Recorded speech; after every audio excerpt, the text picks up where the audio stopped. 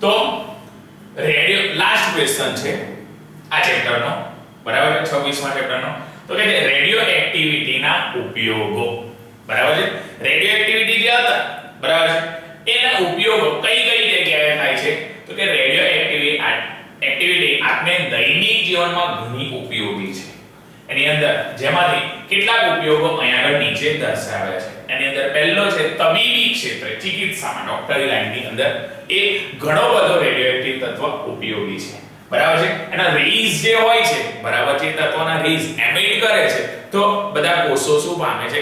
નાશ પામે છે, બરાબર છે. જે બીમારી તો કે છે કેન્સરના ઈલાજમાં, કયા ઈલાજની વાત કરે છે? કેન્સરના ઈલાજમાં રેડિયો ચિકિત્સામાં કોબાલ્ટના રેડિયોએક્ટિવ સ્ત્રોત, બરાબર છે.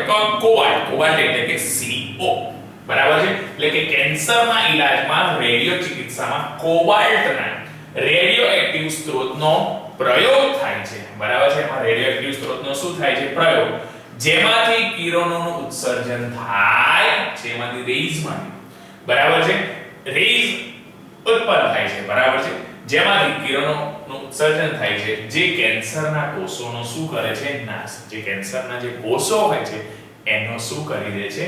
નાશ કરી દે છે. એટલા માટે કહે છે કે કેન્સરના ઈલાજની અંદર કોબાલ્ટના રેડિયોએક્ટિવ સ્ત્રોતનો પ્રયોગ થાય છે, જેમાંથી કિરણોનું ઉત્સર્જન થાય છે, જે કેન્સરના કોષોનો નાશ કરે છે. આ એકલ રેડિયોએક્ટિવ પરમાણુના કાપને એક ધારક દિવાલની બહાર, કયા દિવાલની વાત કરે છે? ધારક દિવાલની બહાર, બરાબર છે. એ ધારક દિવાલની બહાર ખૂબ જ દૂર રાખેલ એક ઉપકરણ દ્વારા એને શું કરી શકાય છે? નોંધી શકાય છે. અને એક ઉપકરણ દ્વારા નોંધી શકાય છે. આ ઉચ્ચ સંવેદનશીલતાના ગુણનો શું થાય છે? ઉપયોગ. એની અંદર જે ઉચ્ચ સંવેદનશીલતા છે એ ઉચ્ચ સંવેદનશીલતાનો ઉપયોગ થાય છે. આ ઉચ્ચ સંવેદનશીલતાના ગુણનો ઉપયોગ એ ટ્રેસર પદ્ધતિ કહેવાય. કઈ પદ્ધતિ કહેવામાં આવે છે? ટ્રેસર. તથા તબીબી ક્ષેત્રમાં શરીરના અંદરના કોઈ પણ ભાગમાં, શરીરની અંદરના કયા ભાગમાં? કોઈ પણ ભાગમાં રહેલા અલ્સરની ઓળખ માટે ખૂબ ઉપયોગી સાધન છે. એના અલ્સરના ઉપયોગ માટે કેવું છે? ખૂબ જ ઉપયોગી સાધન છે. આ ક્ષતિ ન પહોંચાડે, બરાબર છે, એને ક્ષતિ ન પહોંચાડે તેવા કેટલાક રેડિયોએક્ટિવ તત્વો, એની ક્ષતિ શું કરે? ન પહોંચાડે તેવા કેટલાક રેડિયોએક્ટિવ તત્વોના પરમાણુ એ દર્દીના શરીરમાં ઇન્જેક્શન દ્વારા, એ દર્દીના શરીરના કોના દ્વારા? ઇન્જેક્શન દ્વારા, બરાબર છે. એ ઇન્જેક્શન દ્વારા તેમની ગતિને નોંધી શકાય છે, એની ગતિને નોંધી શકાય છે, જેથી શરીરના પ્રભાવિત ભાગ રેડિયોએક્ટિવ પરમાણુને અવશોષિત કરે છે, બરાબર છે. એ એના રેડિયોએક્ટિવ પરમાણુઓને અવશોષિત કરે છે, જેનાથી તેનો પ્રવાહ શું થઈ જાય છે? અટકી જાય છે, બરાબર છે, અટકી જાય છે. અને રોગગ્રસ્ત ભાગની ઓળખ સરળતાથી થઈ જાય છે, બરાબર છે. ઇમ્પોર્ટન્સ પોઈન્ટ છે એની અંદર કીધું, જે કેન્સરના કોષોનો તો નાશ કરતો હતો, પરંતુ એકલ રેડિયોએક્ટિવ પરમાણુની વાત કરે છે. એ એકલ રેડિયોએક્ટિવ પરમાણુ ના કાપને એક ધારક દિવાલની બહાર ખૂબ દૂર રાખી એક ઉપકરણ દ્વારા શું કરી શકાય છે? નોંધી શકાય છે. અને એ નોંધતા ઉચ્ચ સંવેદનશીલતાના ગુણનો ઉપયોગ એ ટ્રેસર પદ્ધતિથી કરે છે. કઈ પદ્ધતિ કહેવાય? ટ્રેસર પદ્ધતિ કહેવાય છે. આ તબીબ ક્ષેત્રમાં શરીરના અંદરના કોઈ પણ ભાગમાં, શરીરના અંદરના કયા ભાગમાં? કોઈ પણ ભાગમાં રહેલા અલ્સરની ઓળખ માટે ખૂબ ઉપયોગી એ શું છે? સાધન છે. ખૂબ ઉપયોગી સાધન છે, જેથી ક્ષતિ ન પહોંચાડે તેવા કેટલાક રેડિયોએક્ટિવ તત્વો કે પરમાણુ દર્દીના શરીરમાં ઇન્જેક્શન દ્વારા, શરીરમાં કોના દ્વારા? ઇન્જેક્શન દ્વારા તેમની ગતિને નોંધી શકાય છે, તેમની ગતિને નોંધી શકાય છે. આમ શરીરના એ જે પ્રભાવિત ભાગ છે, એ પ્રભાવિત ભાગ રેડિયોએક્ટિવ પરમાણુને શું કરે છે? અવશોષિત કરે છે. એ એને અવશોષિત કરે છે, જેનાથી તેનો પ્રવાહ અટકી જાય છે અને રોગગ્રસ્ત ભાગની ઓળખ એ સરળતાથી થઈ જાય છે. એના પછી બીજું, કૃષિ ક્ષેત્રમાં એ રેડિયોએક્ટિવિટીનો ઉપયોગ કૃષિ ક્ષેત્રમાં, ખેતી ક્ષેત્રમાં કઈ રીતના ઉપયોગી છે એની વાત કરે છે. તો કે કૃષિ ક્ષેત્રમાં વાત કરે છે કે બીજ પર નિયંત્રિત વિકિરણોના, બરાબર છે, બીજ ખરા, એ બીજ પર કેવા નિયંત્રિત વિકિરણોના પ્રયોગ દ્વારા, નિયંત્રિત વિકિરણોના કોના દ્વારા? પ્રયોગ દ્વારા. એ પ્રયોગ દ્વારા પાક, ફળો અને શાકભાજીઓની ગુણવત્તા અને ઉપજમાં પણ શું જોવા મળે છે? વધારો જોવા મળે છે. એની અંદર એ વધારો થાય છે. સંગ્રહના પહેલા તેના પર વિકિરણનો પ્રયોગ કરવાથી તેમને ક્ષયથી શું કરી શકાય છે? બચાવી શકાય છે. કીધું અહીંયા જે બીજ છે એ બીજ પર નિયંત્રિત વિકિરણોનો પ્રયોગ. કયા વિકિરણોનો પ્રયોગ? નિયંત્રિત. બીજ પર નિયંત્રિત વિકિરણોના પ્રયોગ દ્વારા પાક, ફળો અને શાકભાજીઓની જે ગુણવત્તા છે અથવા ઉપજ છે એ ઉપજમાં શું થાય છે? વધારો થાય છે. એની અંદર વધારો થશે ત્યારે સંગ્રહના પહેલા તેના પર વિકિરણનો પ્રયોગ. સંગ્રહના પહેલા તેની ઉપર કોનો પ્રયોગ? તો કે વિકિરણનો પ્રયોગ કરવાથી તેના ક્ષયથી એને શું કરી શકાય છે? બચાવી શકાય છે. બરાબર છે. એની પછી ભૂગર્ભ વિજ્ઞાનમાં કયા વિજ્ઞાનની વાત કરે છે? ભૂગર્ભ વિજ્ઞાન. તો કે ભૂગર્ભ વિજ્ઞાનમાં શું કહે છે? તો કે જૂના અવશેષોની, કયા અવશેષોની વાત કરે છે? જૂના અવશેષોની આયુનું અનુમાન કરવામાં તેનો ઉપયોગ થાય છે. જૂના અવશેષોના આયુનું જે અનુમાન કરવું હોય ખૂબ જ, બરાબર છે, જૂના હોય તો કેટલા વર્ષ થયા છે એ આયુના અનુમાન કરવામાં તેનો ઉપયોગ થાય છે. પદાર્થોમાં જે ઉપલબ્ધ છે એ ઉપલબ્ધ જીવિત કાર્બનની સામાન્ય સક્રિયતા, જીવિત જે કાર્બન છે એ જીવિત કાર્બનની કઈ સક્રિયતા? તો કે સામાન્ય સક્રિયતા લગભગ ક્ષય પ્રતિ મિનિટ પ્રતિ ગ્રામ કાર્બન હોય છે. જે ક્ષય પ્રતિ મિનિટ અથવા પ્રતિ ગ્રામ કાર્બન હોય છે. કીધું કે જે જૂના અવશેષો હોય એ જૂના અવશેષોના આયુનું જો અનુમાન હોય છે એ અનુમાન કરવામાં તેનો ઉપયોગ થયો અને પદાર્થોમાં જે ઉપલબ્ધ જીવિત કાર્બનની સામાન્ય સક્રિયતા, એ સામાન્ય સક્રિયતા લગભગ ક્ષય પ્રતિ મિનિટ પ્રતિ ગ્રામ કાર્બન હોય છે. એ કાર્બન પરથી કે છે આ સક્રિયતા વાતાવરણમાં ઉપલબ્ધ સામાન્ય કાર્બનની સાથે, વાતાવરણમાં ઉપલબ્ધ કયા કાર્બનની સાથે? સામાન્ય કાર્બનની સાથે. સામાન્ય કાર્બનની સાથે એ રેડિયોએક્ટિવ કાર્બનની થોડી માત્રા, કઈ માત્રાની વાત કરે છે? થોડી માત્રામાં રહેલી ઉપસ્થિતિને કારણે થાય છે. એની થોડી માત્રા હોય એ થોડી માત્રાની ઉપસ્થિતિને કારણે થાય છે. જો છોડ આ આઇસોટોપ એટલે કે સમસ્થાનિકને વાતાવરણમાં પ્રાપ્ત કરે, એ એના કયાની અંદર પ્રાપ્ત કરે? તો કે વાતાવરણમાં જો એને પ્રાપ્ત કરે અને જે પ્રાણીઓ છોડના ભોજન તરીકે ઉપયોગ કરતા હોય, એના કોના તરીકે ઉપયોગ કરતા હોય? ભોજન તરીકે. બરાબર છે. એ વાતાવરણ પ્રાપ્ત કરે અને જે પ્રાણીઓ છોડના ભોજન તરીકે ઉપયોગ કરતા હોય તેમને સુધી એ શું થાય છે? પહોંચે છે. અને એ પહોંચે ત્યારે આ બધા જ જીવિત પ્રાણીઓ, આ બધા જ કયા પ્રાણીઓ? જીવિત પ્રાણીઓ અને પ્રાણીઓ અથવા છોડમાં ઉપલબ્ધ કાર્બનના લગભગ અંશમાં, એ જે એની અંદર કાર્બન ઉપલબ્ધ હોય છે એ કાર્બનના અંશમાં એક ભાગ રેડિયોએક્ટિવ કાર્બન હોય છે. કીધું જે છોડ હોય છે એ છોડ આઇસોટોપને વાતાવરણમાં પ્રાપ્ત કરે છે. એનો જે સમસ્થાનિક છે એ સમસ્થાનિકને વાતાવરણમાંથી શું કરે છે? પ્રાપ્ત કરે છે. અને જે પ્રાણીઓ છોડનો ભોજન તરીકે ઉપયોગ કરતા હોય છે તેમના સુધી પણ શું થાય છે? પહોંચે. છોડનો સમસ્થાનિક છે, બરાબર છે, એ વાતાવરણમાંથી છોડ પ્રાપ્ત કરશે અને એ છોડને પેલો જે પ્રાણી હોય એ પ્રાણી એને ખાય એટલે પછી એની અંદર શું થઈ જાય? ટ્રાન્સફર થઈ જાય. બરાબર છે. એટલા માટે પોઈન્ટ વાપર્યો છે કે જે પ્રાણીઓ એ છોડનો ભોજન તરીકે ઉપયોગ કરે, ભોજન તરીકે ઉપયોગ કરે એટલે એ છોડને ખાય, તો એ ભોજન તરીકે ઉપયોગ કરે તો તેમના સુધીને પહોંચે છે. બરાબર છે, તત્વો એના સુધી પહોંચી જશે. ને આ પ્રકારે બધા જીવિત પ્રાણીઓ અને છોડમાં ઉપલબ્ધ કાર્બન લગભગ અંશમાં 1 ભાગ રેડિયોએક્ટિવ કાર્બન હોય છે. દરેકમાં 1 ભાગ રેડિયોએક્ટિવ કાર્બન હોય છે ને હોય છે. બરાબર છે. આ બધા જ જીવિત પ્રાણીઓ એટલે કે પ્રાણીઓ અથવા છોડ એની મૃત્યુ અવસ્થા, એની કઈ અવસ્થા? મૃત્યુ અવસ્થા, તેનો વાતાવરણ સાથેનો સંબંધ એ સમાપ્ત થતો હોવાથી એની સક્રિયતા શું લાગે છે? ઘટવા લાગે છે. બરાબર છે. એની સક્રિયતામાં ઘટાડો થાય છે એટલે ઘટવા લાગે છે. એટલે કીધું કે એ જે ઉપલબ્ધ હતો જીવિત પ્રાણીઓમાં ઉપલબ્ધ કાર્બન લગભગ અંશમાં 1 ભાગ રેડિયોએક્ટિવ કાર્બન હોય છે. બધા જ જીવિત પ્રાણીઓનું મૃત્યુ અવસ્થામાં તેનો વાતાવરણ સાથેનો સંબંધ સમાપ્ત થાય છે અને સમાપ્ત થતો હોવાથી સક્રિયતા એની શું થવા લાગે છે? ઘટવા લાગે છે.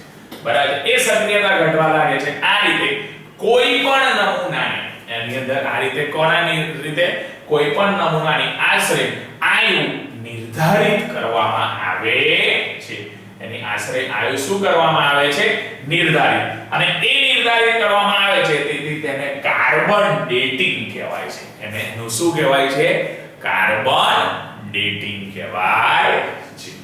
અને આ સિદ્ધાંતના આધારે પુરાતત્વવિદો અવશેષોના આયુને નિર્ધારિત કરતા હતા. બરાબર. વર્ષો પહેલા જે અવશેષ બરાબર છે એ દર્શાવતા હતા બરાબર છે કે આટલા વર્ષ જૂનું, તો આના આધારે પુરાતત્વવિદો અવશેષોના આયુનું નિર્ધારિત કરે. એટલા માટે કીધું જે પદ્ધતિ હતી એ પદ્ધતિનું નામ આપણને આપ્યું કાર્બન ડેટિંગ પદ્ધતિ. બરાબર છે. અને એ કાર્બન ડેટિંગ પદ્ધતિ કીધું ત્યાર પછી આ સિદ્ધાંતના આધારે એ પુરાતત્વવિદો અવશેષોના આયુને શું કર્યું? નિર્ધારિત કરે છે. આ જ પદ્ધતિનો ઉપયોગ બરાબર છે એ ભૂગર્ભીય નમૂનામાં પ્રાપ્ત, કયા નમૂનાની વાત કરે છે? ભૂગર્ભીય નમૂનામાં પ્રાપ્ત યુરેનિયમના અયસ્કમાંથી. યુરેનિયમના અયસ્કમાંથી એટલે યુરેનિયમની કાચી ધાતુમાંથી. બરાબર છે. બરાબર છે. એ યુરેનિયમના અયસ્કમાંથી ઉપલબ્ધ તથા એની સાપેક્ષ માત્રાઓ માપીને, એની સાપેક્ષ માત્રાઓ શું કરીને? માપીને. બરાબર છે. અયસ્કમાં ઉપલબ્ધ તથા એની સાપેક્ષ માત્રાઓ માપીને પૃથ્વીની આયુનું અનુમાન કરવા. કોની આયુનું? પૃથ્વીની. બરાબર છે. એ પૃથ્વીની આયુનું અનુમાન કરવા માટે કરવામાં આવે છે. કીધું કે આ પદ્ધતિ છે એ પદ્ધતિ એ ભૂગર્ભીય નમૂનામાં પ્રાપ્ત થતો એટલે જમીનમાંથી જે પ્રાપ્ત થતો હતો નમૂનો યુરેનિયમ, એ યુરેનિયમ અયસ્કમાંથી ઉપલબ્ધ થતી જે સાપેક્ષ માત્રાઓ છે એ માપશે. એ માપીને પૃથ્વીના આયુનું શું કરવા લાગે છે? અનુમાન કરવા માટે કરવામાં આવે છે. ધારો કે પૃથ્વીની ઉત્પત્તિના સમયે, કયા સમયે? પૃથ્વીની ઉત્પત્તિના સમયે પ્રારંભિક સમયના નમૂનાઓમાં, કયા સમયના નમૂનાઓમાં? પ્રારંભિક સમયના નમૂનાઓમાં માત્ર યુરેનિયમ જ હતું, લેડ નહોતું. એટલે પ્રારંભિક સમયની વાત કરે છે એ પ્રારંભિક સમયગાળામાં યુરેનિયમ હતું, લેડ નહોતું. યુરેનિયમ એટલે યુ હતું, લેડ પીબી નહોતું. પરંતુ જેમ સમય વ્યતીત થતો ગયો, બરાબર વીતતો ગયો, તેમ તેમ યુરેનિયમના ડાય પામીને લેડમાં રૂપાંતર પામતો ધીમે ધીમે. બરાબર. જેમ જેમ વર્ષો વીતતા ગયા તેમ તેમ બરાબર છે પછી લેડમાં રૂપાંતર પામતો ગયો. તેથી કોઈ પણ નમૂનામાં ઉપસ્થિત લેડની માત્રા બરાબર છે એ કોઈ પણ નમૂનો દર્શાવે. એ કોઈ પણ નમૂનામાં જે ઉપસ્થિત લેડ છે એ ઉપસ્થિત લેડની જે માત્રા છે તેના આયુ એને શું કરી શકે છે? દર્શાવી શકે છે. એનો આયુ એને શું કરી શકાય છે? દર્શાવી શકાય. અને એ આયુ દર્શાવશે જેથી આ પદ્ધતિના પ્રયોગ દ્વારા પૃથ્વી એ વર્તમાન આયુ લગભગ 4 અરબ, કેટલા અરબની વાત કરે છે? 4 અરબ વર્ષ અનુમાનિત કરવામાં આવી છે. બરાબર છે. 4 અરબ વર્ષ અનુમાનિત કરવામાં આવી છે. કીધું કે જેમ જેમ સમય વ્યતીત થતો ગયો તેમ તેમ યુરેનિયમ ડાય પામીને લેડમાં રૂપાંતર પામતો ગયો. તેથી કોઈ પણ નમૂનામાં ઉપસ્થિત લેડની જે માત્રા છે તેની આયુ શું કરી શકાય છે? દર્શાવી શકાય. અને આયુ દર્શાવશે. જેથી આ પદ્ધતિના પ્રયોગ દ્વારા પૃથ્વીની વર્તમાન આયુ લગભગ 4 અરબ વર્ષ અનુમાનિત કરવામાં. કેટલા અરબ વર્ષ પૃથ્વીની વાત કરે છે? 4 અરબ વર્ષ એને શું કરવામાં આવે છે? અનુમાનિત કરવામાં આવે છે. અને એનો છેલ્લો ઉપયોગ છે ઉદ્યોગોમાં. બરાબર છે. રેડિયોએક્ટિવિટીનો ઉપયોગ ઉદ્યોગોમાં. તો ઉદ્યોગોમાં કઈ રીતના થાય છે? તો કે છે કે ભારે મશીનોના અંદરના ભાગોમાં રહે. બરાબર છે. જે ભારે અને મોટા મશીનો હોય છે એ ભારે મશીનો એટલે કે એના જે મોટા એ ભારે મશીનોના અંદરના ભાગમાં રહેલી. કયા ભાગમાં રહેલી? અંદરના ભાગમાં. અંદરના ભાગમાં રહેલી જે ખામીઓ છે, બરાબર છે, એ ખામીઓ એટલે પૂર્ણતાઓ એની ઓળખ માટે વિકિરણનો પ્રયોગ કરવામાં આવે છે. મોટા જે મશીનો હોય, બરાબર છે, એ મોટા મશીનના અંદરના ભાગમાં જો ખામીઓ રહેલી હોય, બરાબર છે, તો એ ખામીઓની ઓળખ કરવી હોય તો એની અંદર વિકિરણનો ઉપયોગ કરતા હતા. કયા કિરણનો ઉપયોગ કરતા હતા? વિકિરણનો ઉપયોગ કરતા હતા. બરાબર છે. એ વિકિરણનો ઉપયોગ કરવામાં આવે છે. એક્ઝામ્પલ તરીકે કહે છે જો અંદરના ભાગમાં, બરાબર છે, વિકિરણનો ઉપયોગ કર્યો અને ત્યાર પછી કહે છે ઉદાહરણ જો અંદરના ભાગમાં વાયુનો પરપોટો રહી ગયો હોય, બરાબર, કયા પરપોટાની વાત કરે છે? વાયુનો પરપોટો એમાં જો રહી ગયો હોય તો ત્યાં વિકિરણો, બરાબર, કિરણોનું વેધન વધુ હશે. બરાબર. એ કિરણોનું વેધન કેવું હશે? વધુ હશે. કે છે ભારે મશીનોનો જે અંદરનો ભાગ છે, બરાબર છે, એ ભારે મશીનોના અંદરના ભાગોમાં રહેલી જે ખામી છે, એ ભારે મશીનોના અંદરના ભાગોમાં રહેલી ખામી એ એની પૂર્ણતાઓ એની ઓળખ માટે વિકિરણનો પ્રયોગ કરવામાં આવે છે. કયા કિરણનો પ્રયોગ કરવામાં આવે છે?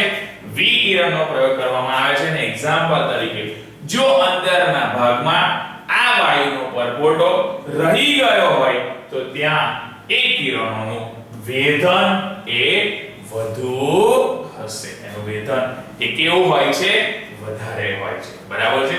તો આપણે અહીંયા છેલ્લો જે ક્વેશ્ચન હતો એની અંદર જોયું રેડિયો એક્ટિવિટીના ઉપયોગો. રેડિયો એક્ટિવિટીના ઉપયોગો પહેલું તબીબ ક્ષેત્ર એટલે ડોક્ટરના લેવલ પર હતું, બરાબર, કેન્સરના કોષોને એ બધું જાણકારી મળતી હતી. ત્યાર પછી કૃષિ ક્ષેત્ર એટલે ખેતી ક્ષેત્રે ઉપયોગ કર્યો. એની પછી ત્રીજો ભૂગર્ભ વિજ્ઞાનમાં ઉપયોગ કર્યો, બરાબર છે, અને ચોથો ઉપયોગ, બરાબર છે, એ ઉદ્યોગોમાં કરીએ છે. બરાબર છે. તો અહીંયા આપણું હવે 26મું ચેપ્ટર કમ્પ્લીટ થાય છે. બરાબર છે સર.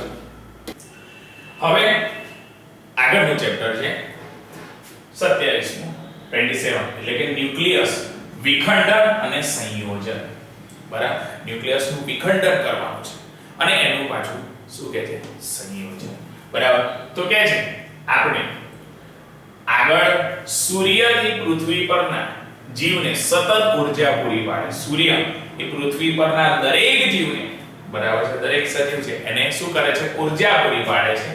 આ તે અબજો વર્ષોથી ઉર્જા પૂરી પાડે છે. આ આવનારા જે અબજ વર્ષો છે એ અબજ વર્ષો સુધી એ પૂરો પાડતો પણ શું થશે?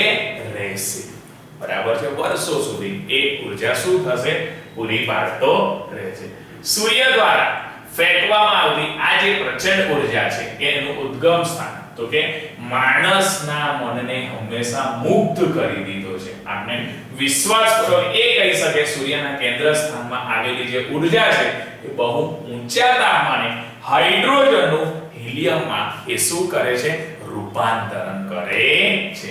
આમ સંયુક્ત રીતે થાય જે બીજા તારાઓ માટે પણ શું છે? સત્ય છે. સંયુક્ત રીતે આ રિએક્ટરમાં આ સ્થિતિને કૃત્રિમ રીતે દર્શાવવામાં આવે. બરાબર. રિએક્ટર હોય છે, ન્યુક્લિયર રિએક્ટર, એની વાત કરશે તો એને અહીં આગળ કૃત્રિમ રીતે દર્શાવશે. કઈ રીતના? કૃત્રિમ રીતે. આમ તે આવનારા વર્ષોમાં આપણી બધી જ ઉર્જાની જે જરૂરિયાત છે એ પૂરું પાડવામાં એકમાત્ર અંતિમ ઉદ્ગમ સ્થાન કહેવામાં આવે છે. એને એનું આપણે અંતિમ ઉદ્ગમ સ્થાન શું કરીશું દર્શાવીશું. અહીં એવી રીતના વાત કરે છે કે જે શક્તિ સંગ્રહ છે એ શક્તિ સંગ્રહ વિશે તારાપુર, કોટા, નરોરા, કક્ષક પટ્ટી, કેંગ અને કાકરા પર એ અણુ મથકો પર વીજળી ઉત્પન્ન કરવામાં અણુ શક્તિના કાર્ય વિશે જોયું. કયા શક્તિના કાર્ય વિશે? અણુ શક્તિના. અને ન્યૂઝપેપર માં આપણને ખબર પડે 6 ઓગસ્ટ 1945 ના દિવસે જાપાનમાં એક મોટા શહેર હિરોશીમા અને નાગાસાકી, બરાબર, હિરોશીમા ઉપર અણુ બોમ્બ નાખવામાં આવેલો અને એમાં લગભગ આખું શહેર શું થઈ ગયું હતું? નષ્ટ થઈ ગયું હતું. બરાબર છે. એ નષ્ટ થઈ ગયો જેથી સેંકડો લોકો એ જીવ શું કર્યો તો ગુમાવ્યો હતો. બરાબર છે. ત્યાં આગળ એ અણુ બોમ્બ નાખ્યો, બરાબર છે, 6 ઓગસ્ટ 1945 ના દિવસે. તો ત્યાં આગળ જે મોટું શહેર હતું એ મોટું શહેર હિરોશીમા, ત્યાં આગળ અણુ બોમ્બ નાખેલો, એમાં લગભગ આખું શહેર નષ્ટ થઈ ગયું. એમાં સેંકડો લોકોએ શું કર્યા હતા? જીવ ગુમાવ્યા હતા. તેમાં 20000 ટન TNT ક્ષમતાવાળું, 20000 ટન કઈ ક્ષમતાવાળું? બરાબર, 20000 ટન TNT ક્ષમતાવાળું વિસ્ફોટની સરખામણી વાળી શક્તિનો ત્યાં શું થયો હતો? ઉદ્ભવ થયો હતો. એનો શું થયો હતો? ઉદ્ભવ થયો હતો. અને એ ઉદ્ભવ થયો હતો ત્યાર પછી ખૂબ જ શક્તિશાળી બોમ્બ એની અંદર શું થયા હતા? બનાવવામાં આવ્યા હતા. ખૂબ જ શક્તિશાળી બોમ્બ એની અંદર શું કરવામાં આવ્યા હતા? બરાબર, જેની વિનાશક શક્તિ લાખો ટનની બરાબર છે. એની વિનાશક શક્તિ એ કોના ટનની બરાબર છે? લાખો ટનની. દુનિયાના ખૂણે ખૂણે ખૂબ જ મોટા પ્રમાણમાં આવા બોમ્બનો સ્ટોક છે. બરાબર છે. ખૂબ જ મોટા પ્રમાણમાં આવા બોમ્બનો શું છે? સ્ટોક છે. આ બોમ્બની જે વિનાશક શક્તિ છે એ એટલી બધી છે, બરાબર છે. એની જે વિનાશક શક્તિની વાત કરે છે એ વિનાશક શક્તિ એ એટલી બધી છે તેઓ અનેકવાર આખી પૃથ્વીનો વિનાશ પણ કરી શકે છે. આખી પૃથ્વીનો વિનાશ કરી શકે છે. આમ પરમાણુના વિભાજનની આવી જે પ્રચંડ શક્તિ છે એ પ્રચંડ શક્તિની પાછળ ભૌતિક ક્રિયા શું હોય છે? જવાબદાર હોય છે. એની ભૌતિક ક્રિયા એ શું હોય છે? જવાબદાર છે. અને એના પરથી કહેશે એ પદ્ધતિઓ આપણે અલગ અલગ શું કરવાની છે? જોવાની છે. બરાબર છે. વિખંડનની અને સંયોજનની. બરાબર. તો એની અંદર પહેલી અલગ અલગ રાસાયણિક પ્રતિક્રિયાઓ કે છે એમાં પહેલી રાસાયણિક પ્રતિક્રિયા છે એમાં રિએક્શનની વાત કરે. કઈ રીતના રિએક્શન છે? તો અહીંયા આગળ દર્શાવે છે કે આપણે બધા જાણીએ છીએ, બરાબર છે, આપણે બધા શું કરીએ છીએ? જાણીએ છીએ કે પદાર્થ અણુથી બનેલો છે. એ પદાર્થ કોનાથી બનેલો છે? અણુથી. બરાબર છે. પદાર્થ એ અણુથી શું કરેલો છે? બનેલો છે. બરાબર છે. આ પદાર્થ જો અણુથી બનેલો હોય તો આપણે આગળ જો સૌથી બહારની જે ભ્રમણ કક્ષા છે, કઈ કક્ષા? સૌથી બહારની ભ્રમણ કક્ષામાં, બરાબર છે, એ ભ્રમણ કક્ષામાં આવેલા ઇલેક્ટ્રોન, ભ્રમણ કક્ષામાં આવેલા શું છે? ઇલેક્ટ્રોન. બરાબર છે. એ ભ્રમણ કક્ષામાં આવેલા જે ઇલેક્ટ્રોન છે એ ઇલેક્ટ્રોન પદાર્થના રાસાયણિક ગુણધર્મોનું શું કરે છે? સંચાલન કરે છે. રાસાયણિક ગુણધર્મોનું તેથી અણુઓ એ બીજા અણુઓ, એ જે અણુઓની વાત કરે છે એ અણુઓ એ બીજા અણુઓ અથવા અણુઓના સમૂહ સાથે મળીને ઇલેક્ટ્રોનનો રાસાયણિક બંધનની પુનઃરચના કરે છે. એના રાસાયણિક બંધનની કઈ રચના કરે છે? પુનઃરચના કરે છે. અને પુનઃરચના કરે છે જેથી એની કાર્યશક્તિમાં શું થાય છે? ઘટાડો થાય છે. એની કાર્યશક્તિમાં ઘટાડો થાય છે. એટલા માટે કીધું કે પદાર્થ અણુથી બનેલો છે અને સૌથી બહારની ભ્રમણ કક્ષામાં આવેલા જે ઇલેક્ટ્રોન છે એ ઇલેક્ટ્રોન પદાર્થના રાસાયણિક ગુણધર્મોનું શું કરે છે? સંચાલન. એટલે સૌથી બહારની કક્ષા એટલે સંયોજકતા. બરાબર. એ સંયોજકતા પરથી એના રાસાયણિક ગુણધર્મોનું શું થાય છે? સંચાલન. તેથી અણુઓ બીજા અણુઓ ના સમૂહ સાથે મળીને ઇલેક્ટ્રોનના રાસાયણિક બંધનની પુનઃરચના કરે છે અને કાર્યશક્તિમાં શું થાય છે? ઘટાડો થાય છે.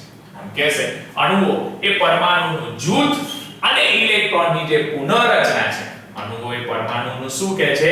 જૂથ અને ઇલેક્ટ્રોનની પુનઃરચના બનતા નવા સંયોજિત પરમાણુ દ્વારા એને શું કરવામાં આવે છે? છોડવામાં, મુક્ત કરવામાં આવે છે. અને સ્વીકારવામાં આવતી શક્તિને રાસાયણિક પ્રક્રિયા કહેવામાં આવે છે. એની સ્વીકારવામાં આવતી શક્તિને કઈ પ્રક્રિયા કહેવામાં આવે છે? રાસાયણિક પ્રક્રિયા. એ રાસાયણિક પ્રક્રિયા કહેવામાં આવે છે. અને આ પ્રક્રિયામાં કોષ એ પદાર્થનું કેન્દ્ર સ્થાન જરા પણ અસર થતી નથી. અને અસર થતી નથી જેથી અંદરની જે ભ્રમણ કક્ષા છે એ ભ્રમણ કક્ષામાં આવેલા જે ઇલેક્ટ્રોન છે એ ઇલેક્ટ્રોનને પણ કશી અસર થતી નથી. બરાબર છે? કીધું કે અણુઓ અને પરમાણુઓના જૂથ અને ઇલેક્ટ્રોનની જે પુનઃરચના છે એ પુનઃરચના બનતા નવા સંયોજિત પરમાણુ દ્વારા, કેવા સંયોજિત પરમાણુ દ્વારા? નવા સંયોજિત પરમાણુ દ્વારા એ છોડવામાં, મુક્ત કરવામાં આવતી, એને સ્વીકારવામાં આવતી આ શક્તિને રાસાયણિક પ્રક્રિયા પણ કહેવાય છે. આ શક્તિને કઈ પ્રક્રિયા કહેવાય છે? રાસાયણિક પ્રક્રિયા. અને આ પ્રક્રિયામાં એ જરા પણ અસર થતી નથી અને અંદરની જે ભ્રમણ કક્ષા છે એમાં ઇલેક્ટ્રોન પણ કશી અસર થતી નથી. તો કે છે અહીં કાર્બનના અણુઓની વાત કરે છે. કયા અણુની વાત કરે છે? કાર્બનના. તો કે કાર્બનના અણુઓ અને ઓક્સિજનના પરમાણુઓ એકબીજા સાથે સંયોજિત થવાથી, એકબીજા સાથે શું થવાથી? સંયોજિત. એ સંયોજિત થવાથી કાર્બન ડાયોક્સાઇડ બનવાની પ્રક્રિયા, એક રાસાયણિક પ્રક્રિયાનું એક્ઝામ્પલ આપણને શું કરેલું છે? આપેલું છે. એટલે કે છે C+O2. તો અહીં આગળ શું દર્શાવે છે? CO2. C+O2 એટલે શું દર્શાવે છે? CO2. 4.08 ઇલેક્ટ્રોવોલ્ટ. તો કે આ રાસાયણિક પ્રક્રિયામાં સંયોજિત થતા દરેક કાર્બનના અણુ, એની અંદર જે સંયોજિત થતો દરેક કાર્બનનો જે અણુ છે એ કાર્બનનો અણુ 4.08 ઇલેક્ટ્રોવોલ્ટ ઉર્જા શું કરે છે? મુક્ત કરે છે. બરાબર છે? એટલી એ ઉર્જા શું કરે છે? મુક્ત કરે છે. અને CO2 એ પરમાણુની બંધન શક્તિ કહેવામાં આવે છે. બરાબર છે? એને એની કઈ શક્તિ કહેવામાં આવે છે? બંધન શક્તિ કહેવામાં આવે છે. જે પ્રક્રિયાથી શક્તિ છૂટી પડે, જે પ્રક્રિયા દ્વારા શક્તિ શું થાય? છૂટી પડે, એને એની ઉષ્માક્ષેપક પ્રક્રિયા, જેની અંદર શોષાશે એ ઉષ્મા શોષક કહેવાય. પરંતુ અહીંયા આગળ ઉષ્મા છૂટી પડે છે એટલે એ જે પ્રક્રિયા છે એને ઉષ્માક્ષેપક એટલે એન્ડોથર્મિક કહેવામાં આવે છે. સાદું એક્ઝામ્પલ કીધું કે જે રાસાયણિક પ્રક્રિયામાં સંયોજિત થતા દરેક કાર્બનના અણુઓ 4.0 ઇલેક્ટ્રોવોલ્ટ ઉર્જા શું કરે છે? મુક્ત કરે છે. અને એ મુક્ત કરશે જેથી CO2 પરમાણુની જે બંધન શક્તિ છે, બરાબર છે, એ CO2 પરમાણુની એને એની બંધન શક્તિ કહેવામાં આવે છે. અને એના જે પ્રક્રિયાથી શક્તિ છૂટી પડે છે એ શક્તિને આપણે શું કહીએ છીએ? ઉષ્માક્ષેપક પ્રતિક્રિયા. અને કહે છે જે રાસાયણિક પ્રક્રિયામાં બહારથી શક્તિ આપવામાં આવે છે, ઉમેરવામાં આવે છે, બરાબર છે, જે રાસાયણિક પ્રક્રિયા હોય એની અંદર બહારથી શક્તિ આપવામાં આવે, બહારથી આપવામાં આવશે તો એને એની ઉષ્માક્ષેપક પ્રક્રિયા કહેવાશે. બરાબર છે? તો ઉષ્માક્ષેપક પ્રક્રિયા, આ ઉષ્મા શોષક પ્રક્રિયા, શોષાશે ઉષ્મા, બરાબર છે, એટલે ઉષ્મા શોષક પ્રક્રિયા કહેવાશે. CO2 માં પરમાણુ યોગ્ય પરિસ્થિતિમાં 4.08 ઇલેક્ટ્રોવોલ્ટ શક્તિ આપવામાં આવે અને સંયોજિત થાય છે. બરાબર છે? એટલે C+O2 ને 4.08 ઇલેક્ટ્રોવોલ્ટ એને ઉષ્મા આપી એટલે ઉષ્મા શોષાશે. બરાબર છે? ઉષ્મા છૂટી, રાસાયણિક પ્રક્રિયા દરમિયાન ઉષ્મા છૂટી પડતી નથી. જો ઉષ્મા છૂટી પડતી હોય તો ઉષ્માક્ષેપક, પણ ઉષ્મા શોષાતી હોય તો ઉષ્મા શોષક. બરાબર છે? આ અહીંયા આગળ ઉષ્મા આપવી પડે છે ત્યારે એ છૂટા પડે છે કાર્બન અને ઓક્સિજન. તો એ સમીકરણમાં આગળ જે દર્શાવ્યા પ્રમાણે સિસ્ટમમાં 4.08 ઇલેક્ટ્રોવોલ્ટ જેટલી શક્તિ એ છોડે છે અને CO2 વાયુ બને છે. તે ટાઈમે એટલી શક્તિવાળી જે ઉર્જા છે એ શું કરે છે? એ છોડે છે. બરાબર છે? એટલા માટે CO2 વાયુ. તેથી CO2 વાયુ એ પરમાણુનું દળ કાર્બન અને ઓક્સિજનના પરમાણુના કુલ દળની સરખામણીમાં, કાર્બન અને ઓક્સિજનના પરમાણુને કુલ દળની કેવી સરખામણીમાં 4.08 ઇલેક્ટ્રોવોલ્ટ જેટલું ઓછું હોય છે. એના કરતા ઓછું હોય છે. તો અહીંયા એ આખી પ્રતિક્રિયા આપણને શું કરે છે દર્શાવે છે. એની માટે જે CO2 અને એની માટે કહે છે કે ડેલ્ટા m બરાબર 4.08 into 1.6 into 10 raised to minus 90 upon 9 into 10 raised to 16. તો એનું બરાબર કન્વર્ઝન કરીએ તો આપણને મળે છે 7.26 ગુણ્યા 10 ની માઈનસ 36 ઘાત કિલોગ્રામ. એ રીતના આપણે શું કરવામાં આવે છે દર્શાવવામાં આવે છે. અહીં કીધું કે દળમાં ઓછા પરિવર્તનની ખબર નથી પડતી, આથી તેને અવગણવામાં આવે છે. ઓછું જે પરિવર્તન હોય એની કોઈ ખબર પડતી, કોઈ અસર દેખાતી નથી, એટલા માટે કહે છે તેને અવગણવામાં આવે છે. અને આમ રાસાયણિક પ્રક્રિયામાં દળ એ સંરક્ષિત રહે છે. જે રાસાયણિક પ્રક્રિયા છે એની અંદર એનું જે દળ છે એ કેવું રહે છે સંરક્ષિત રહે છે. તેમાં થોડાક પરિવર્તનો પણ રહે છે. એની અંદર થોડાક એના શું રહે છે પરિવર્તન. રાસાયણિક પ્રક્રિયામાં કે છે તો કે 10 ઇલેક્ટ્રોવોલ્ટ જેટલી ઊર્જા શું થયેલી હોય છે સમાયેલી હોય છે. એ જે પ્રક્રિયા થાય એની અંદર 10 ઇલેક્ટ્રોવોલ્ટ જેટલી એની અંદર ઊર્જા સમાયેલી હોય છે.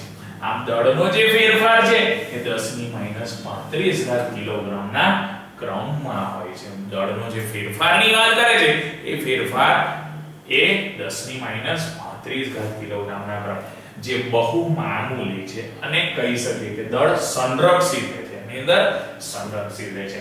આમ જે રાસાયણિક પ્રક્રિયા કહે છે એ રાસાયણિક પ્રક્રિયામાં જમણી બાજુ આવેલા દરેક પરમાણુની કુલ સંખ્યા એ ડાબી બાજુ આવેલા પરમાણુની કુલ સંખ્યા બરાબર હોય છે. જે પણ રાસાયણિક પ્રક્રિયા દર્શાવશે તો રાસાયણિક પ્રક્રિયા લાસ્ટમાં તો બેલેન્સ કરવી પડશે, એટલે જમણી બાજુ એટલે પ્રક્રિયકો બરાબર છે ડાબી બાજુ એટલે કે પ્રક્રિયકો સાઈડ જેટલા પરમાણુની સંખ્યા હશે એટલા જમણી બાજુ એટલે કે નીપજો બાજુ એ પરમાણુની સંખ્યા શું કરશે દર્શાવશે. એ બંને બાજુ એની સંખ્યા બરાબર હશે. એટલા માટે કહે છે કે રાસાયણિક પ્રક્રિયામાં, કઈ પ્રક્રિયામાં રાસાયણિક પ્રક્રિયામાં જમણી બાજુ આવેલા દરેક પરમાણુની કુલ સંખ્યા એ ડાબી બાજુ આવેલા પરમાણુની કુલ સંખ્યા જેટલા હોય છે. બરાબર છે. એ બંને કેવા હોય છે સરખા હોય છે. ઓકે. હવે એ જે સરખા હશે બરાબર છે એ પોઈન્ટ્સ આપણે જોયો. તો આગળ આપણે જે થિયરી જોઈ એ રાસાયણિક પ્રતિક્રિયા, એમાં રિએક્શન જોયું બરાબર છે.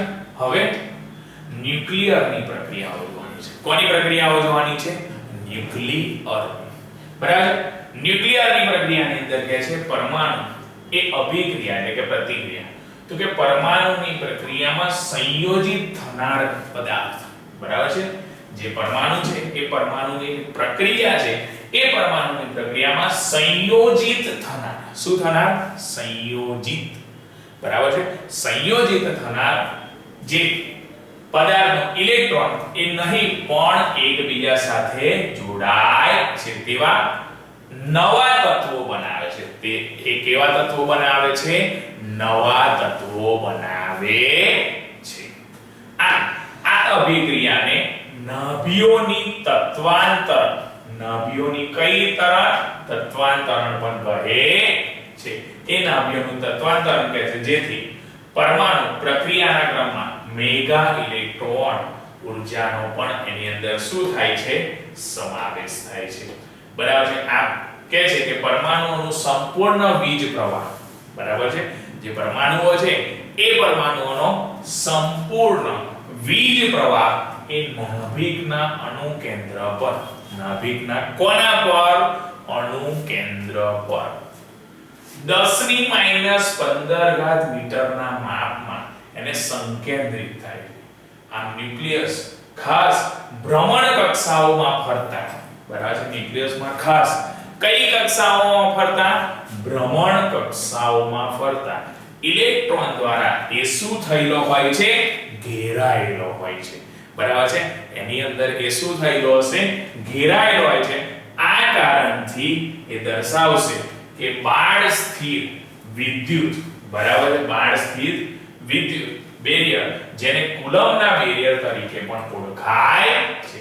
કુલમ્બના બેરિયરમાં લગભગ કાર્બન નાભિક સાથે 3 મેગા ઇલેક્ટ્રોવોલ્ટ એ શિશુના નાભિક માટે 20 મેગા ઇલેક્ટ્રોવોલ્ટ જેટલું હોય છે, બરાબર છે. એ દર્શાવશે 3 મેગા ઇલેક્ટ્રોવોલ્ટ કેટલા જેટલું હોય છે, 20 મેગા ઇલેક્ટ્રોવોલ્ટ જેટલું હોય છે. એનો અર્થ એ થાય છે કે નાભિક તરફ બક્ષિત રાખેલો, નાભિક તરફ શું રાખેલો, બક્ષિત, બરાબર છે. એ બક્ષિત રાખેલા કોઈ પણ શક્તિશાળી, બરાબર છે, એની અંદર શું કહે છે, કોઈ પણ શક્તિશાળી આવેશભર્યું પ્રક્ષેપણને બક્ષિત નાભિક દ્વારા ઉત્પન્ન કરતા, એને શું કરતા, એનો ઉત્પન્ન કરતા ક્લોમ્બ બેરિયરનો મજબૂત વિકર્ષણનો સામનો કરવો પડે છે. ક્લોમ્બ બેરિયરનો કયો, મજબૂત વિકર્ષણનો સામનો કરવો પડે છે. કદાચ જો પ્રક્ષેપણની પાસે એ બેરિયરને ભેદવાની ગતિશક્તિ પૂરતા પ્રમાણમાં ના હોય, બરાબર છે, એના કયા પ્રમાણમાં ના હોય, પૂરતા પ્રમાણમાં ના હોય, તો પ્રક્ષેપ્ય ઓછું આવશે અને કોઈ પણ પ્રકારની પ્રતિક્રિયા થશે નહીં. અને કોઈ પણ પ્રકારની પ્રતિક્રિયા નહીં થાય તો કાર્બન નાભીમાં પ્રવેશેલા અને એ પરિવર્તન ઉત્પન્ન કરવા માટે તેને 3 મેગા ઇલેક્ટ્રોવોલ્ટ કરતા પણ વધારે શક્તિની શું પડશે, જરૂર પડશે, બરાબર છે. એના કરતા પણ વધારે શક્તિની એને શું પડશે, જરૂર પડશે. આ પરમાણુની પ્રતિક્રિયામાં ખૂબ જ મોટા પ્રમાણમાં ઊર્જા શક્તિની જરૂર પડે છે. એ જ પ્રમાણે રોજિંદા જીવનમાં સામાન્ય તાપમાને અને દબાણના કારણે એનું નિરીક્ષણ કરી શકતા નથી, બરાબર છે. એનું જે નિરીક્ષણ છે એ આપણે નિરીક્ષણ શું છે તો કે કરી શકતા નથી. આ રીતના આખો ડાયાગ્રામ બતાવ્યો, ન્યુક્લિયસ બતાવ્યું છે, ન્યુટ્રોન પોટેન્શિયલ એનર્જી બતાવેલી છે અને પ્રોટોનની પોટેન્શિયલ એનર્જી શું કરેલી છે, બતાવેલી છે. ન્યુટ્રોનની આગળ એપ્રોક્સિમેટલી દર્શાવેલી છે. તો પરમાણુની જે પ્રતિક્રિયા છે એ પ્રતિક્રિયા અથવા પરમાણુના આમૂલરૂપ પરિવર્તનની ઘટનાની શોધ બોર્ડ રુથરફોર્ડ ઈસવીસન 1919 માં કરી, બરાબર છે. બોર્ડ રુથરફોર્ડે ક્યારે કરી, ઈસવીસન 1919 માં કરી. એમણે દર્શાવ્યું કે 7.7 મેગા ઇલેક્ટ્રોવોલ્ટ, કેટલી કહે છે, 7.7 મેગા ઇલેક્ટ્રોવોલ્ટ એ શક્તિશાળી પોલોનિયમના સ્ત્રોતમાંથી, શક્તિશાળી કોણ, તો કે પોલોનિયમના સ્ત્રોતમાંથી એ શું થાય છે, પ્રાપ્ત થાય છે અને ખૂબ જ શક્તિશાળી આલ્ફા કણો દ્વારા સતત બમબારી કરાય છે. એમને જોયું અને અવલોકન કર્યું કે નાઇટ્રોજન કોણ, નાઇટ્રોજન એ ઓક્સિજનમાં પરિવર્તિત થઈ જાય છે. નાઇટ્રોજન એ કોની અંદર પરિવર્તિત થઈ જાય છે, ઓક્સિજનમાં, ઓક્સિજનમાં પરિવર્તિત થઈ જાય છે. અને આ પ્રતિક્રિયા એ ખૂબ જ શક્તિશાળી પ્રોટોન પણ હોય છે. એનો કયો પ્રોટોન હોય છે, શક્તિશાળી પ્રોટોન. તો એ કહે છે 2He4 14 and 17, તો 8O17 1H1 એ રીતના એ શું કરે છે, દર્શાવે છે. આ અહીંયા આગળ વાત કરે છે કે ઓક્સિજન ખરો, કોણ, ઓક્સિજન એ ઓક્સિજનના નાભિક પ્રોટોનમાં, ઓક્સિજનના કયા પ્રોટીનની વાત કરે છે, નાભિક પ્રોટોનમાં 6.5 મેગા ઇલેક્ટ્રોવોલ્ટ, કેટલા ઇલેક્ટ્રોવોલ્ટની વાત કરે છે, 6.5 ઇલેક્ટ્રોવોલ્ટની ઊર્જા શું થયેલી હોય છે, સમાયેલી હોય છે, બરાબર. એ સમાયેલી હોય છે ને એનાથી એ સ્પષ્ટ થાય છે કે આ પ્રતિક્રિયા તો થઈ શકે જ્યારે 1.2 મેગા ઇલેક્ટ્રોવોલ્ટની ઊર્જા એની બહાર શું કરવામાં આવે, આપવામાં આવે, એની બહાર આપવામાં આવે છે. તેથી તેને ઉષ્માક્ષેપક, તેથી તેને શું કહેવાય છે, ઉષ્માક્ષેપક એટલે કે એન્ડોથર્મિક પ્રતિક્રિયા કહેવાય છે. એને એની કઈ પ્રતિક્રિયા કહેવામાં આવે છે, એન્ડોથર્મિક પ્રતિક્રિયા કહે છે. જ્યારે એલ્યુમિનિયમ પર પોલોનિયમમાંથી, કોની પર, એલ્યુમિનિયમ પર, કોનામાંથી, પોલોનિયમમાંથી 7.7 મેગા ઇલેક્ટ્રોવોલ્ટ ઉર્જા વાળા આલ્ફા કણો, બરાબર, 7.7 ઇલેક્ટ્રોવોલ્ટ ઉર્જા વાળા આલ્ફા કણોની જે બોમ્બમારી કરવામાં આવે તો એ બોમ્બમારી પરમાણુ પ્રતિક્રિયા દ્વારા એનાથી 10.7 મેગા ઇલેક્ટ્રોવોલ્ટની ઉર્જા શું થાય છે? ઉત્પન્ન થાય છે, બરાબર છે. એનાથી એ ઉર્જા શું થાય છે? ઉત્પન્ન. એના પરથી કહે છે અહીંયા આપણે પરમાણુની જે પ્રતિક્રિયા છે એ પરમાણુની પ્રતિક્રિયા આપવામાં આવે ઉર્જા કરતા પણ વધારે, એની જે આપવામાં આવેલી હતી એ ઉર્જા કરતા પણ વધારે ઉર્જા એની અંદર શું કરવામાં આવે છે? છોડવામાં આવે છે. એના કરતા પણ વધારે ઉર્જા એની અંદર છોડવામાં આવે છે. તેથી આ પરમાણુ પ્રતિક્રિયાને ઉષ્માક્ષેપક પ્રતિક્રિયા કહેવાય છે, બરાબર છે. એની જે પ્રતિક્રિયા છે એને ઉષ્માક્ષેપક પ્રતિક્રિયા કહેવાય છે અથવા થાય. આપણે એ ધ્યાનમાં રાખવાનું છે કે 3 મેગા ઇલેક્ટ્રોવોલ્ટની જે શક્તિ છે એ 3 મેગા ઇલેક્ટ્રોવોલ્ટની શક્તિ જે લગભગ એક કાર્બન અણુની બાળવાથી જે ઉત્પન્ન થાય છે તેમાંથી 7 લાખ ગણી ઉર્જા આવી દરેક પ્રતિક્રિયા દ્વારા ઉત્પન્ન થાય છે, બરાબર છે. કીધું કે જે પરમાણુ છે એ પરમાણુની પ્રતિક્રિયા આપવામાં આવી તો એ આપવામાં આવેલી ત્યારે ઉર્જા કરતા વધારે ઉર્જા એની અંદર શું કરવામાં આવી હતી? છોડવામાં આવી. અને વધારે ઉર્જા જ્યારે છોડવામાં આવી તેથી કીધું કે આ પ્રતિક્રિયાને ઉષ્માક્ષેપકની પ્રતિક્રિયા, અને ઉષ્માક્ષેપકની પ્રતિક્રિયા કીધી ત્યારે કીધું 3 મેગા ઇલેક્ટ્રોવોલ્ટ. કેટલા? 3 મેગા ઇલેક્ટ્રોવોલ્ટ એની શક્તિ જે લગભગ એક કાર્બનના અણુની, કેટલા કાર્બનના અણુની? એક કાર્બનના અણુની બાળવાથી જે ઉત્પન્ન થાય છે તેમાંથી 7 લાખ ગણી ઉર્જા આવી દરેકની પ્રતિક્રિયા દ્વારા શું થાય છે? ઉત્પન્ન થાય છે.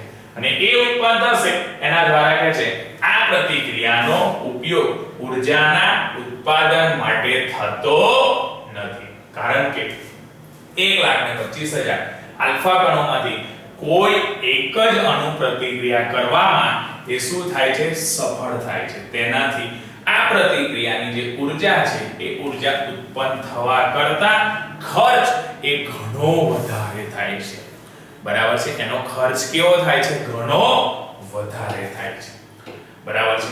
એટલા માટે કહે છે કે પરમાણુની પ્રતિક્રિયા પ્રોટોન, ન્યુટ્રોન અને બીજા ઘણા હલકા જે કણો છે નાભિક પરમાણુથી ઉત્પન્ન થઈ શકે છે. જે પરમાણુની જે પ્રતિક્રિયા છે એ પરમાણુની પ્રતિક્રિયા એ પ્રોટોન, ન્યુટ્રોન અને બીજા અન્ય જે હલકા નાભિક પરમાણુ હશે એ નાભિક પરમાણુથી ઉત્પન્ન થઈ શકે છે. આ બધામાંથી પરમાણુની જે પ્રતિક્રિયા છે એ પ્રતિક્રિયા કરવામાં જે ન્યુટ્રોન છે એ સૌથી ઉત્તમ પ્રક્ષેપણ માનવામાં આવે છે. ન્યુટ્રોનને એ સૌથી કેવો? ઉત્તમ પ્રક્ષેપણ એની અંદર શું કરવામાં આવે છે? માનવામાં આવે છે. તે જે ન્યુટ્રોનના કણો છે એ હોવાથી તેને કુલમ્બની વિકર્ષણનો સામનો નથી કરવો પડતો. એના કારણે થર્મલ ન્યુટ્રોન, એના કારણે એ કયા ન્યુટ્રોનની વાત કરે છે? થર્મલ, જે ઉર્જા શક્તિ 0.0253 ઇલેક્ટ્રોવોલ્ટ નાભિક અણુ કેન્દ્રને ભક્ષ્ય રાખી તેને ભેદી પરમાણુની પ્રતિક્રિયા એને શું કરી શકે છે? પૂરી કરી શકે છે, બરાબર છે. એ પરમાણુની પ્રતિક્રિયા એને શું કરી શકે છે? પૂરી કરી શકે છે. જેથી એનો જે પ્રોટોન છે, પ્રોટોન, ન્યુટ્રોન દ્વારા ઉત્પન્ન થતા અમુક પરમાણુની જે પ્રતિક્રિયા છે એ અમુક વાસ્તવિક ઉદાહરણોથી, બરાબર છે. વાસ્તવિક ઉદાહરણમાં કીધું છે કે લિથિયમ 3 to 6 ત્રણ પરમાણુ 6 પરમાણુ બનાવે છે એટલે લિથિયમ અને હાઇડ્રોજન એ બંને વચ્ચે પ્રક્રિયા થાય તો અહીં હિલિયમ શું થાય છે? બને છે. બીજી વાત કરે છે બોરોન અને હાઇડ્રોજનની. બોરોન અને હાઇડ્રોજન હોય છે તો અહીં હિલિયમ 3 બને છે. બોરોન અને ન્યુટ્રોનની વાત કરે છે તો લિથિયમ અને હિલિયમ એ રીતના અહીં આગળ શું કરે છે? દર્શાવે છે, બરાબર છે. તો અહીં આગળ આપણને 3 સમીકરણ દર્શાવ્યા, પરંતુ એની અંદર કીધું કે પરમાણુની જે પ્રતિક્રિયા છે પ્રોટોન, ન્યુટ્રોન એ બધા હલકા પરમાણુથી ઉત્પન્ન થાય પ્રતિક્રિયા છે ન્યુટ્રોનનું પ્રક્ષેપણ માનવામાં આવે, ન્યુટ્રોનને વધારે, બરાબર છે, એટલે કે એનું પ્રક્ષેપણમાં, તેથી ન્યુટ્રોનના જે કણો છે એ કુલંબનો વિકર્ષણનો સામનો કરવો પડતો નથી, જેથી થર્મલ ન્યુટ્રોન જે ખરો એ ભક્ષ્ય રાખીને તેને ભેદી પરમાણુની પ્રતિક્રિયા એને શું કરે છે, પૂરી કરી શકે છે. પ્રોટોન છે, પ્રોટોન, ન્યુટ્રોન અને ન્યુટ્રોન દ્વારા જે ઉત્પન્ન થતો અમુક પરમાણુ એ તેના વાસ્તવિક ઉદાહરણોમાં અહીં આગળ લિથિયમનું ઉદાહરણ આપ્યું. પહેલું કયું ઉદાહરણ આપ્યું? લિથિયમ. સમીકરણ બતાવે છે લિથિયમ અને હાઇડ્રોજન. કોની વાત કરે છે? લિથિયમ અને હાઇડ્રોજન, બરાબર છે. એ લિથિયમ અને હાઇડ્રોજન તો હિલિયમ મળે છે, બોરોન અને હાઇડ્રોજન તો આપણને 3 હિલિયમ મળે છે, બોરોન અને ન્યુટ્રોન તો આપણને લિથિયમ અને હિલિયમ મળે છે. જેથી આ રાસાયણિક પ્રક્રિયાની જેમ એ પરમાણુની પ્રતિક્રિયામાં પણ સંરક્ષણના નિયમોનું એ શું કરે છે? પાલન કરે છે, બરાબર છે. આ એના પરથી એના પરમાણુની પ્રતિક્રિયા માટે સંરક્ષણના નિયમો આપ્યા છે. એ સંરક્ષણના નિયમોમાં કહે છે જે રિએક્ટન્ટ છે એટલે કે પ્રક્રિયા, એ પ્રક્રિયા તો કે પ્રક્રિયકની સંખ્યાના દળનો સરવાળો, પ્રક્રિયકની સંખ્યાના દળનો જે સરવાળો છે એ સરવાળો ઉત્પાદનની સંખ્યાના દળના સરવાળા જેટલો જ હોય છે, બરાબર છે. પ્રક્રિયકની સંખ્યાના દળનો જે સરવાળો છે એ પ્રક્રિયકની સંખ્યાના દળનો સરવાળો એ ઉત્પાદનની સંખ્યાના દળના સરવાળા જેટલો હોય છે, જે કહે છે, બરાબર છે. 7 3 + 4 અને પેલી બાજુ 6 + 1 તો પણ કેટલા થાય છે? 7 થાય છે. એટલે પહેલો પોઈન્ટ ઇમ્પોર્ટન્ટ છે જેની અંદર પ્રક્રિયકની સંખ્યાના દળનો જે સરવાળો છે એ ઉત્પાદનના દળના સરવાળા જેટલો જ હોય છે. પ્રક્રિયકના પરમાણુ ક્રમાંકોનો સરવાળો, પ્રક્રિયકના જે પરમાણુ ક્રમાંક છે એ પરમાણુ ક્રમાંકોનો શું? તો કે સરવાળો. એ પ્રક્રિયકના પરમાણુ ક્રમાંકોનો જે સરવાળો છે એ ઉત્પાદનના પરમાણુ ક્રમાંકોના સરવાળા જેટલો જ હોય છે, બરાબર છે. પ્રક્રિયકના જે પરમાણુ ક્રમાંકનો જે સરવાળો છે એ ઉત્પાદન પામેલા છે, બરાબર છે, એ ઉત્પાદનનો પરમાણુ ક્રમાંકના સરવાળા જેટલો જ હોય છે. તો એક્ઝામ્પલ લીધું 4 ની વાત કરે છે, પરમાણુ ક્રમાંક 4, 3 + 1 તો પણ 4 થશે, 2 + 2 તો પણ 4 થશે. એ રીતના એ સંરક્ષિત હોય છે. એના પછી 2 પોઈન્ટ થયા, બરાબર છે. પહેલું એના દળની વાત કરી, બીજામાં પરમાણુ ક્રમાંકની વાત કરી. ત્રીજામાં કહે છે કે પરમાણુની જે પ્રતિક્રિયા છે એ પરમાણુની પ્રતિક્રિયાઓ એ ઊર્જા સંરક્ષણના નિયમોનું શું કરે છે? પાલન કરે છે. એના સંરક્ષણના નિયમોનું પાલન કરે છે, જે આપણે દળ એ ઊર્જાનું સંરક્ષિત સ્વરૂપ છે. દળ એ ઊર્જાનું કયું સ્વરૂપ છે? સંરક્ષિત સ્વરૂપ છે. તેથી નિવેશ કહે છે કે ગતિક્રિયા એની ગતિની જે ઊર્જા છે એ પ્રક્રિયકના દળનો સરવાળો એ ઉત્પાદનના દળ અને બહાર નીકળતી ગતિક્રિયામાં ઊર્જા એના જેટલો હોય છે, બરાબર. દર્શાવ્યું કે પરમાણુની જે પ્રતિક્રિયા છે એ પરમાણુની પ્રતિક્રિયામાં ઊર્જા એ સંરક્ષણના નિયમોનું શું કરે છે? પાલન કરે છે. અને એ પાલન કરે છે જેથી કહેશે કે દળ એ ઊર્જાનું સંરક્ષિત સ્વરૂપ છે, બરાબર છે. જેથી દર્શાવશે કે એની ગતિ ઊર્જા છે એ એના પ્રક્રિયકના દળનો જે સરવાળો છે એ ઉત્પાદનના દળ અને બહાર નીકળતી ગતિક્રિયાના ઊર્જા જેટલો જ હોય છે, બરાબર છે. એના પછી કહેશે કે પરમાણુની પ્રતિક્રિયા, કોની પ્રતિક્રિયાની વાત કરે છે? પરમાણુની પ્રતિક્રિયા. તો પરમાણુની પ્રતિક્રિયામાં કહેશે કે સંવેગ, પરમાણુની પ્રતિક્રિયામાં સંવેગ એ સંરક્ષણના નિયમોનું પાલન કરશે. પરમાણુની પ્રતિક્રિયામાં કહે છે સંવેગ એ સંરક્ષણના નિયમોનું શું કરે છે? પાલન કરે છે. જેના પરિમાણ, બરાબર છે, જેનું પરિમાણ, જેનું માપ, બરાબર છે, એ પરિમાણ સ્વરૂપ એ ગતિક્રિયા ઊર્જાનું ઉત્પાદક એ બધા જ અણુ કેન્દ્રમાં સમાન રૂપે વિતરણ કરે છે. બધા જ કેન્દ્રમાં એ કેવા રૂપે વિતરણ કરશે? તો કે સમાન રૂપે એને વિતરણ કરે છે, બરાબર છે. સાદું એક્ઝામ્પલ કીધું. છેલ્લો પોઈન્ટ કે પરમાણુની જે પ્રતિક્રિયા છે, કોની પ્રતિક્રિયાની વાત કરે છે? પરમાણુની. પરમાણુની પ્રતિક્રિયા સંવેગ સંરક્ષણના નિયમોનું શું કરે છે? પાલન કરે છે.